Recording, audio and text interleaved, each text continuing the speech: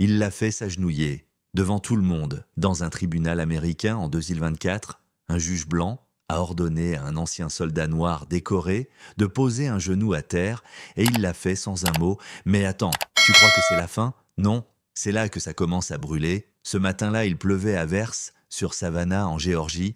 Pas une pluie romantique, non, un déluge qui te colle à la peau, qui t'efface du décor. Malik Turner n'avait ni parapluie, ni capuche, juste son manteau trempé, et sa démarche calme, droite, comme si le ciel lui-même devait s'écarter. Il n'était pas en uniforme, et ça c'était volontaire, parce qu'un uniforme, ça parle avant même que tu ouvres la bouche.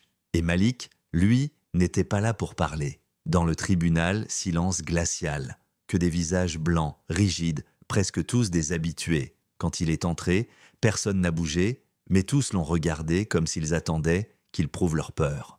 Il s'est assis, seul, première rangée, aucun avocat à ses côtés. Pas un mot n'a été prononcé, même son nom n'a pas été dit à voix haute, parce qu'il n'en avait pas besoin. Il était noir, musclé, et il ne tremblait pas, c'était déjà trop pour eux. Le procureur, un certain Brent Caldwell, l'a décrit comme un vétéran instable, agressif, qui n'a pas su se réinsérer dans la vie civile.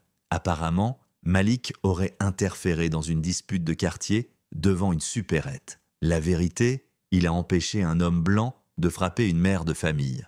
Mais la police n'a jamais interrogé cette femme, ils sont allés droit vers lui, parce que dans leurs yeux, c'était forcément lui, le problème. Et puis, la juge, Sylvia Greaves, droite comme un balai, visage de marbre. Elle est entrée, a jeté un regard froid à Malik, et sans même écouter un mot de sa version, elle a dit « Monsieur Turner, mettez-vous à genoux ».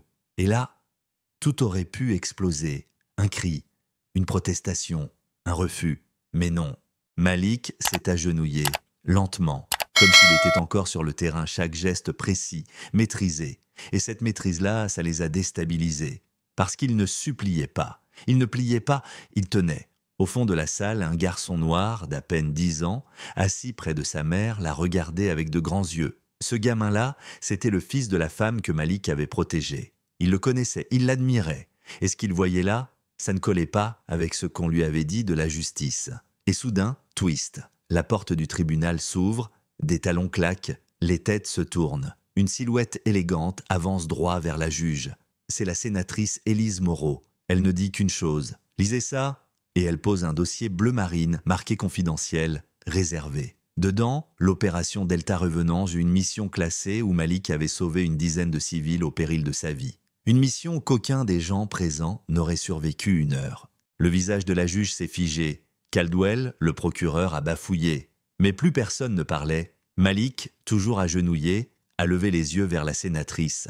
Elle a hoché doucement la tête, pas pour le remercier, mais pour lui rendre ce qu'on avait essayé de lui voler, sa dignité. Et puis elle est repartie, sans discours, sans regard en arrière. 1 semaine plus tard, la juge Greaves prenait un congé indéfini.